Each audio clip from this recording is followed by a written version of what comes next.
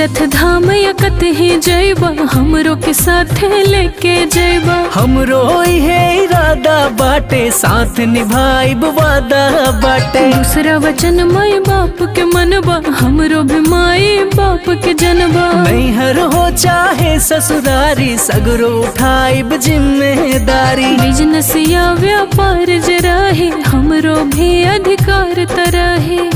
ई तीसरा वचन है। अर घाटा होई चाहे मुनाफा, हिस्सा रही तोहरो साफा। जुआ ना खेला शराब नाही पिया बाटे, जुआ ना खेला शराब नाही पिया बाटे। चौथा वचन कर मंजूर स्वामी, चौथा वचन कर मंजूर स्वामी।